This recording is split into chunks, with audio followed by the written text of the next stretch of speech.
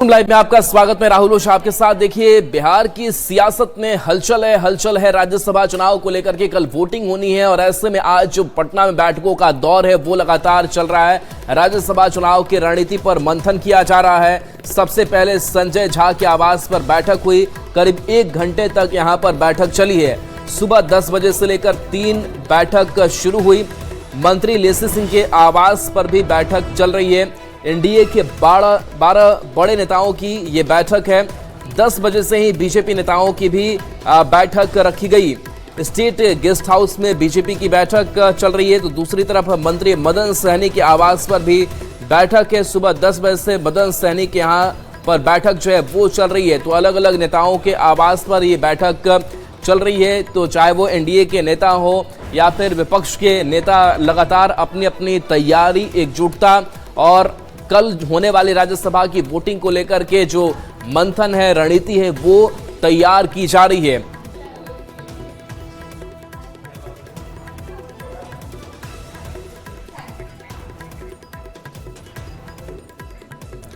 तो बिहार की सियासत के लिए आज सुपर संडे है। कल राज्यसभा की 5 सीट के लिए चुनाव होने हैं और रेस में 6 उम्मीदवार हैं।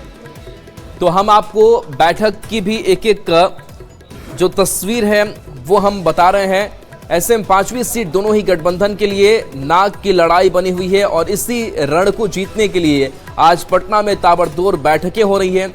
आज सुबह की शुरुआत जेडीयू के राष्ट्रीय अध्यक्ष संजय झा के आवास पर बीजेपी के बड़े नेताओं की बैठक से शुरू हुई है।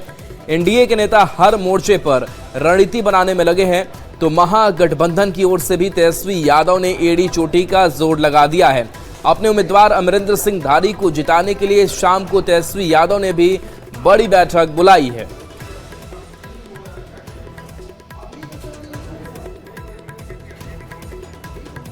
तो आरजेडी की 5 सीट के लिए कल चुनाव होना है, जिसमें आरजेडी भी अपनी भूमिका निभा रहा है। लेकिन लड़ाई कहां है उसको भी समझ लीजिए। तो एनडीए से लेकर महागठबंधन तक में महामंथन का दौर जारी है। दरअसल एनडीए की ओर से बीजेपी ने 5वीं सीट के लिए शिवेश कुमार को उम्मीदवार बनाया है और इसी सीट के लिए आरजेडी ने एक बार फिर से अमरिंदर धारी सिंह को भी मैदान में उतारा है। इसी सीट को लेकर एनडीए को 3 जबकि महागठबंधन को 6 विधायकों के समर्थन की दरकार है।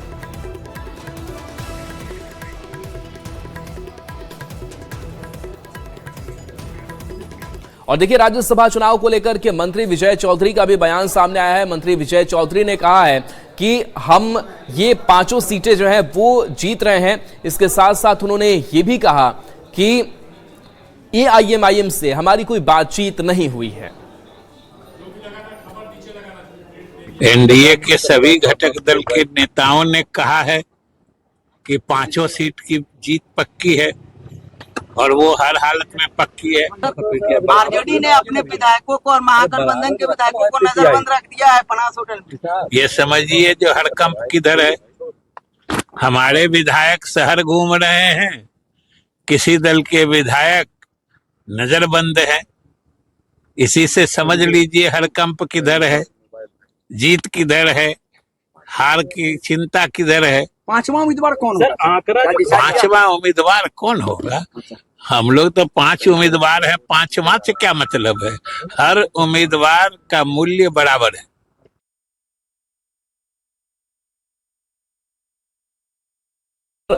बैठक हुई है और इस बैठक को लेकर के जो खबर सामने आ रही है कि जो बाहर नेता निकले एनडीए के, उन्होंने अपनी जीत के दावे किए हैं। तो देखिए, अलग अलग नेताओं के आवास पर ये बैठक का जो सिलसिला है वो लगातार चल रहा है। कल होने वाली वोटिंग को लेकर के चर्चा की जा रही है, रणनीति की बनाई जा रही है। इससे पहले मंत्री लेसी सिंह के आवास पर बैठक में पहुंचे नेताओं ने भी सभी 5 सीट पर एनडीए की जीत का दावा किया है और कहा है कि तेजस्वी यादव की हार तय है। यादव भी बैठक कर रहे हैं और करे 41 का संख्या पूरा हो गया। हम लोग इंटैक्ट है, कुछ होने वाला नहीं है। अब तो चुनाव के बाद रिजल्ट आएगा तो पता चलेगा कौन इंटैक्ट है। अच्छा, चिराग पासवान के विधायक को लेकर कहा जा रहा है कि नाराज है और कह रहे हैं कि 19 सीट वाला को कुछ नहीं और 4 सीट वाले को राज्यसभा दिया जा रहा है भाई। अब तो वो कह रहा है तो जाने, भाजपा के गठबंधन में है, भाजपा के नेताओं से उनसे पूछना चाहिए, अमित शाह से जाकर के बात करें। 5 सीट एनडीए जीत रही है सर, पक्का। आखिर बैठक इतना क्यों करना पड़ रहा है लगातार? ऐसे ही भोज भात। उसी तरह जीत तय है जिस तरह मुख्यमंत्री का 18 तारीख को तिथि तय था उनका, तो उसी तरह से ये भी जीत उनकी तय है। मुख्यमंत्री भी वो बन गए और राज्यसभा भी वो चले कह रहे कि एनडीए गठबंधन में बेचैनी है, लगातार ये लोग बैठक कर रहे, कभी इनके आवाज पर तो कभी उनके आवाज पर। ये हम लोग अपनी परिवार है, ये एनडीए का परिवार, एक दूसरे के साथ बैठेंगे नहीं, मिलेंगे नहीं, सौहार्दपूर्ण वातावरण में बात नहीं करेंगे।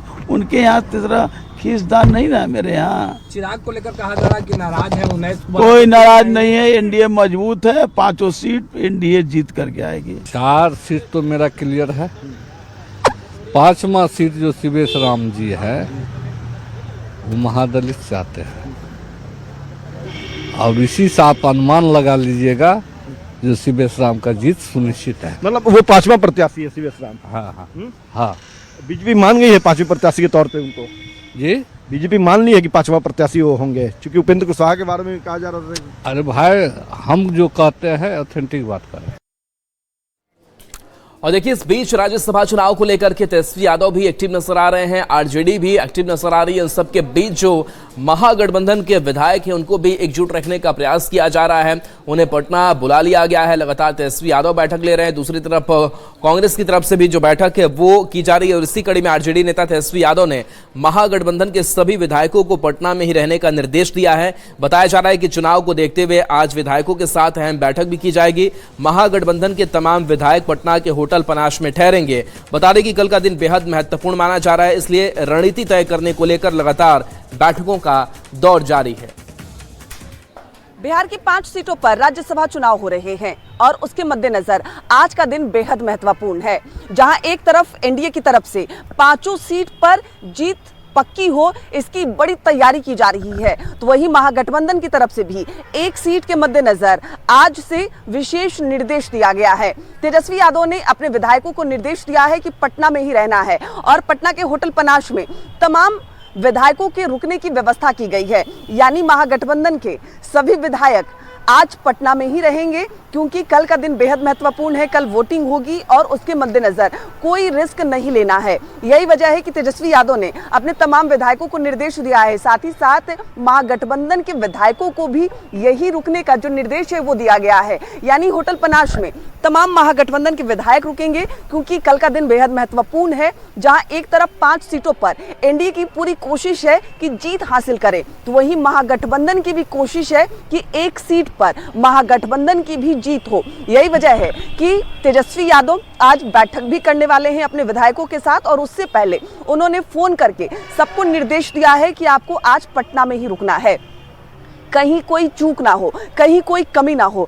इसकी पूरी जो तैयारी है वो महागठबंधन की तरफ से भी की गई है और सभी विधायक महागठबंधन के पटना के होटल पनाश में लगातार पहुंच भी रहे हैं और आज वो यही रुकेंगे, क्योंकि कल सुबह से ही जो हलचल है वो तेज हो जाएगी। जहां एक तरफ एनडीए है, 5 सीटों पर दावेदारी पक्की उसकी नजर आ रही है, जीत का लगातार दावा भी एनडीए की तरफ से किया जा रहा है, तो वही महागठबंधन का भी दावा है कि 1 सीट पर महागठबंधन की जीत होगी और उसकी तस्वीर आज ही साफ होती हुई नजर आ रही है। महागठबंधन की तरफ से तमाम विधायक पटना के होटल पनाश में रुक रहे हैं, आज रात यही रहेंगे और तेजस्वी यादव ने साफ तौर पर निर्देश दिया है और आज तेजस्वी यादव तमाम विधायकों के साथ बैठक भी करने वाले हैं।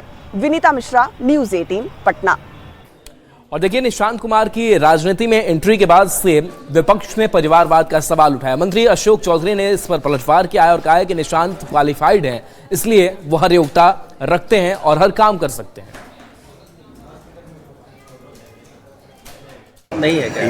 परिवारवाद वो होता है कि जो क्वालिफाइड नहीं है, जो अनक्वालिफाइड है, उसको आप क्वालिफाइड बनाना चाह रहे हैं और आपके यहाँ बेटर ऑप्शन है और आप उस ऑप्शन को दे नहीं रहे हैं।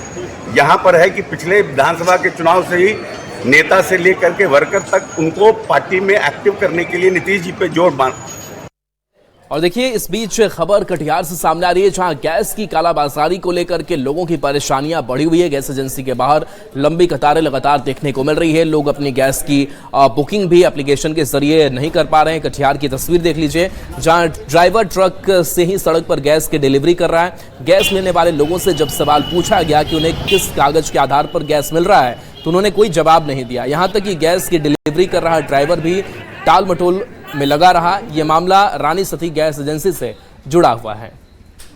कौन सा एजेंसी का है ये गैस? क्या हुआ बोलिए ना।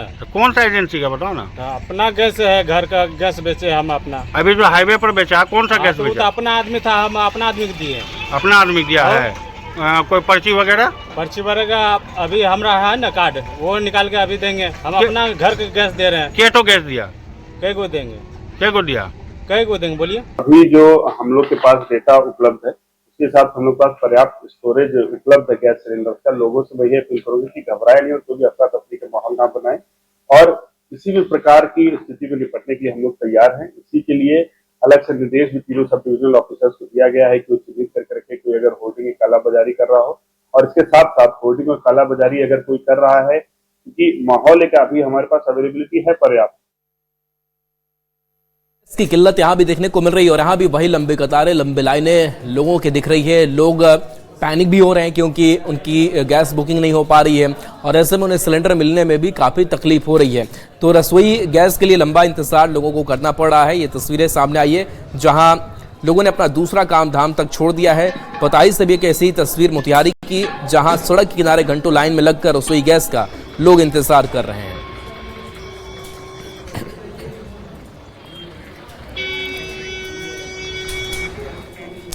तो देखिए, इस गैस की किल्लत को लेकर के कांग्रेस भी लगातार सरकार पर सवाल उठा रही है, और इन सब के बीच कांग्रेस सांसद मनोज कुमार ने भी गैस किल्लत को लेकर के केंद्र सरकार पर आरोप लगाया है।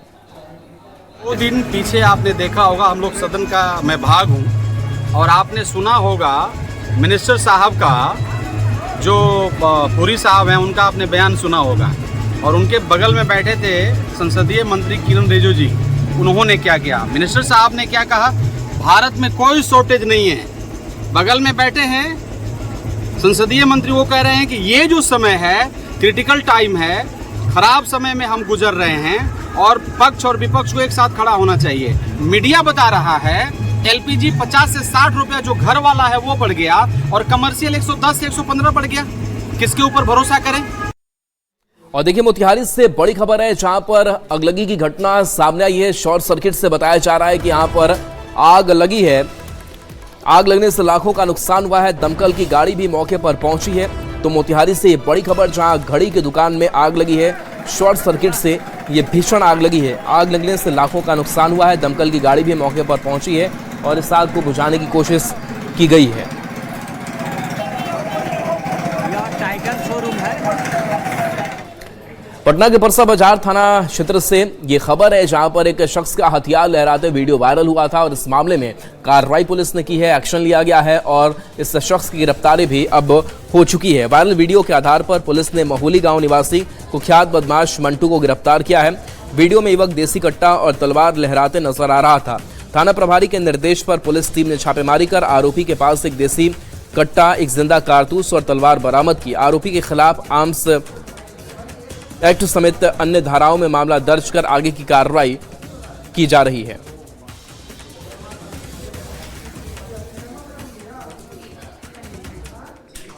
और देखिए, सिवान पुलिस जो है वो अलर्ट मोड में है। कारण है कि जिस तरीके से लगातार आपराधिक घटनाएं कई सामने आ रही है, और इन सब के बीच लगातार जो मार्च है वो भी पुलिस की तरफ से किया जा रहा है, चाहे वो सड़कों पर पुलिस का फ्लैग मार्च हो, या फिर जिस तरीके से संदिग्ध मौतें शराब की वजह से हो रही है, इन तमाम चीज़ों को लेकर लॉ एंड ऑर्डर बनाए रखने के लिए मार्च किया गया। छपरा की घटना के बाद अवैध शराब के खिलाफ सिवान पुलिस सख्त हो गई है। फ्लैग मार्च कर वीडियो जारी कर लोगों को पुलिस शराब के विरुद्ध जागरूकता फैला रही है। ये तस्वीर भगवानपुर थाना क्षेत्र की है, जहां एसपी पूरण कुमार झा के आदेश पर और महाराजगंज डीएसपी अमन के नेतृत्व में एक विशेष जागरूकता अभियान चलाया गया, जहां भारी संख्या में पुलिस बल मौजूद रही। बाजार, गलियों और चौराहों पर माइक्रोफोन के माध्यम से लोगों को जागरूक किया जा रहा है। जागरूकता अभियान इसलिए चला रहा है ताकि लोगों को ये समझाया जा सके कि कोई भी व्यक्ति अगर उनको शराब किसी भी प्रकार से पिलाने का प्रयास करते हैं तो ऐसा ना करें। जो भी व्यक्ति शराब का भंडारण किए हुए है या बेचने का प्रयास करे उसकी सूचना तुरंत पुलिस को दें और सतर्क रहें, जागरूक रहें। बिहार में 100% प्रोहिबिशन है, शराब पीना बेचना गैरकानूनी कार्य है। और देखिए, भागलपुर में मुख्यमंत्री नीतीश कुमार के संभावित कार्यक्रम को देखते हुए यहां पर जिला प्रशासन अब एक्टिव मोड में नजर आ रहा है। जो प्रशासन की तैयारियां हैं वो की जा रही है। जगदीशपुर प्रखंड के बैजानी गांव में जिला प्रशासन की टीम ने स्थल का निरीक्षण किया। जिलाधिकारी, वरीय पुलिस अधीक्षक, डीडीसी, एसडीएम समेत जिले के कई वरीय पदाधिकारी बैजानी पहुंचकर कार्यक्रम स्थल का जायजा लिया।